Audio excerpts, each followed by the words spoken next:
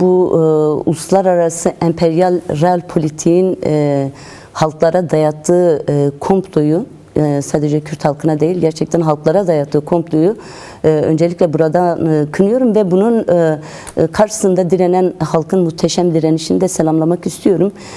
Gerçekten aslında söz konusu saldırılar sadece Rojava ve Orta Doğu ile ilgili saldırılar değil. Bu reel politik emperyalist savaş habitusunun aslında dünyaya dayattığı yeni bir savaş biçimi, yeni bir sürekli savaş, kuralsız savaş konseptinin aslında bir yansıması, en somut örneği olarak karşımıza çıkıyor. Şimdi dünyada birçok düşünür şu anda yeni savaş biçimleri üzerinde tartışırken, yeni savaş biçimlerini değerlendirirken bunun emperyal real politik aklın, pragmatist aklın, siyasal aklın dayatımları olarak nitelendiriyor ve hatta işte biyopolitik savaşlar, nekropolitik savaşlar diye tanımlamalar da getiriyorlar. Biyopolitik savaşlar için işte bizim daha önce işte Irak, Afganistan, yine Suriye örneğinde gördüğümüz gibi biraz daha güya halkın rızası alınarak yapılan müdahaleler, işte demokrasi götürüyoruz adı altında yapılan müdahalelerin biraz emperyal müdahalelerin aslında biyopolitik savaşlar olarak nitelendiriliyor. Nekropolitik savaşlar ise daha çok çöken devletler, işte iç savaş yaşayan devletler içerisinde beslenen, üretilen paramiliter güçlerin yürüttüğü sürekli savaş olarak nitelendiriliyor. Bu Suriye bu konuda bir laboratuvar örneği.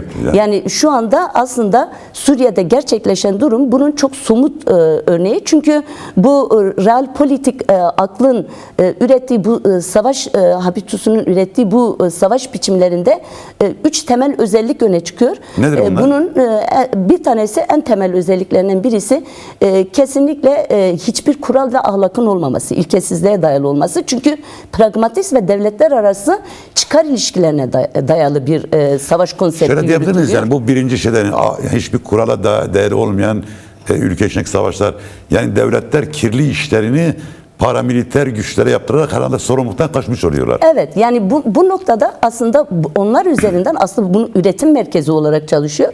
Bunun üzerinden aslında kendi politikasını sürüyor. Sürekli gerilim politikası devrede kalıyor. Çünkü hatırlarsa Doğu blokunun yıkılmasından sonra aslında kontrollü bir gerilim siyaseti izlendi. Fakat artık günümüzde bu son 20 yıldır izlenen politika aslında adım adım artık kontrolsüz, sürekli savaş hali olarak işliyor ve burada şey yok, yani hani bir savaş kuralından, savaş ahlakından, ilkelerinden de bahsetmek mümkün değil. Real politik savaş habitusunun yarattığı sistem, şu anki savaş durumu, nekropolitik savaşlar denilen savaşlar aslında bu paramiliter güçler tarafından mezhepçiliği, ırkçılığı ve etnik temizliği hedefleyen, aynı zamanda kontrol edilebilir güçler. Evet, yani işine yaradığında sahaya sürüyor, işine yaramadığında kontrol altına arıyor ya da düşman olarak gösteriyor. İkinci özellik olarak da bu öne çıkıyor zaten.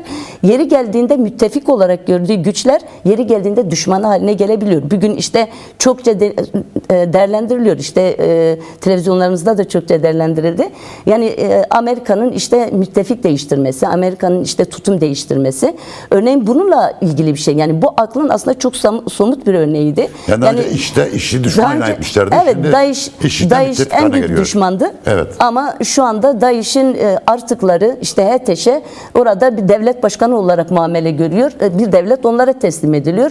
Kürtler ise bütün dünyayı gerçekten en karanlık bir güçten, en vahşi bir güçten koruyan, bunun karşısında mücadele eden, on binlerce şehit veren Kürtler ise karşıda bırakılıyor. Yani ortada bırakılıyor gibi bir atmosfer doğuyor ortaya. Üçüncüsü nedir? Üçüncüsü ise burada aslında yine bununla bağlantılı olarak aslında sınırsız, yani ebedi müttefiklik yoktur, ebedi sınırsız çıkar ilişkileri vardır. Yani bu üç temel ilke zaten bu yürüyen savaş konseptinin ne kadar ahlaksızca, ilkesizce ve kuralsızca ilerlediğini somut özeti olur. Yani Türkiye açısından şunu aslında çok rahat bir şekilde ifade etmek mümkün. Türkiye Kürtlerle sorun varoluşsal bir sorun olarak, ontolojik bir sorun olarak ele alıyor. Yani kendi varlığını Kürtlerin yokluğu üzerine kurmuş gerçekten İslami faşist çizgiyi Orta Doğu'da kendinde somutlaştırmış bir devlet aklı var söz konusu. Bu yapı da aslında köklerini bakarsak İttihat Terakki sürecine kadar giden bir zihniyet var. Yani Orta Doğu'da oynamak istediği rol de bu zihniyetten çok farklı değil. Kürtler söz konusu olduğunda gerçekten bu çokça dillendirilen bir konu. Yani Rojava üzerinden başından itibaren 2014'ten beridir, 2013'ten beridir aslında Rojava'daki Kürtlerin kazanımlarına karşı bir konumlama. Bunun için işte DAEŞ gibi belki de son yakın tarihin en karanlık, en vahşi gücünü bile destekleyebilecek pozisyonda kendi tutma durumu var. Ben mesela bu noktada Türk Devleti'nin gerçekten esas da Rojava söz konusu olduğunda Rojava'da ki Kürt kazanımlarını esas da oradaki oluşan sistem ve yaşam modelini büyük bir tehlike olarak gördüğünü düşünüyorum. Yani mesele Suriye meselesinin ötesinde orada oluşan bir model var. Çünkü oradaki bütün hem emperyal planları çökerten hem de Türk Devleti'nin bugüne kadarki argümanlarını çökerten bir model oluşturuldu Rojava'da. Evet, herkes bir kendi yaşam dinine özgürce Evet, mezhepçilik yapılmadı. Evet. İnsanlar birbirine kırdırtılmadı. İşte bir konfederal kanton sistemi içerisinde insanlar ortak bir yaşamı kurabileceğini gösterdi. Diğer bir nokta kadınların kurucu özne olduğu, kadınların belirgin olarak özneleştiği bir sistem oluştu. Orta Doğu'da ve Türkiye'deki akıl aslında tamamen bunun karşısında. Yani dün olarak. Süryani temsilcisi katıldı. Dedi ki Kuzeydoğu Suriye'de 40 bin Süryani var. İlk kez Süryaniler kendi dillerinde eğitim gördülerdi yani. Evet. Yani Süryaniler tabi biliyorsun Asuri ve Süryaniler bu coğrafyanın en kadim halklarından birisi. Çok büyük soykırıma uğradılar. Suriye'de de çok sayıda varlar ama Suriye'nin diğer bölgelerinde hiçbir hakları, hukukları yok. Dedi ki biz Kuzeydoğu Suriye'de var olduk dedi. Yani böyle bir sistemden vardı. Tabii Türkiye'nin panzehri bu sistem. Yani Türkiye bu nedenle şey diyor. Peki şunu da konuşalım. Türkiye bu karar verirken neden küresel güçler bu kadar Türkiye'ye yol verdiler sence? Evet. Yani ben bu durumun Tabii bu sadece Rojava için değil çünkü Güney Kürdistan tehlike altında. Evet, kesinlikle çok önemli bir noktaya vurgu yaptınız. Yani bu saldırılar zaten sadece Rojava'ya dönük değil. Kürtler açısından aslında her dört parçadaki Kürtlerin varlığını şu an gerçekten varlık düzeyinde Kürtlerin kazanımlarına 100 yıldır Kürt halkının kanıyla, canıyla elde ettiği kazanımlara dönük bir saldırı var aslında. Yani bu sadece Rojava ile sınırlı olmadı aslında çok açık. Yani birazcık işte bu mevcut real politik stratejileri takip eden her insanın aslında görebileceği bir durum. Çünkü bu bir şeydir yani bir başlangıç noktası.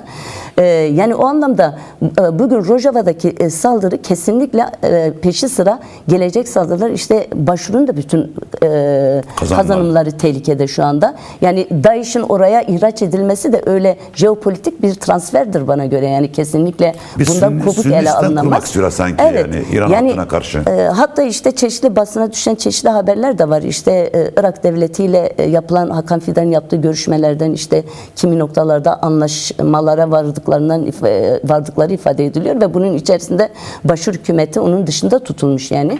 Bu yönlü basına düşen kimi haberler de var. Yani o anlamda Türk devleti aslında Bakur Kürdistan'ında oyalama, Rojava'da tamamen tasfiye etme, soykırım ve onun devamı olarak da özellikle Başur'daki kazanımlara da Kürt halkının kazanımlarına da göz dikme durumunda şu anda. Yani bu açıdan aslında açıktan tehdit ediyor zaten. Evet, açıktan bunu çok açık bir şekilde ifade de ediyor. Yani bunun ben özellikle Amerika ve İsrail real politik habitusu diyeyim. Yani bunların hem Suriye üzerinden aslında özellikle müttefikler noktasında nasıl yaklaştıklarını biraz önceki konuşmamızda da değerlendirmiştik. Yani Türkiye'yi belki işte NATO üyesi kalıcı bir müttefik olarak şu anki reel Görüyorlar. durumda, reel politik durumda öyle görüyorlar. Türkiye'yi işte İran-Rusya hattından çekip işte kendi İran'a müdahalenin hazırlıkları da yapılıyor bana göre. Yani bu Ama durumda. Türkiye çok büyük şeyler de verdi. O onlar. kontrol Doğu içerisinde Akdeniz'i İsrail'e tutuyor. verdi. Doğu Evet, Akdeniz'i verdi. evet, Filistin kesinlikle. davasını sattı. Suriye'nin güneyini İsrail'e bıraktı. Evet. İsrail'e şunu Evet. söylemiş olabilir. Tamam, senin yapacağın iş bizi ilgilendirmiyor artık. Evet. Evet.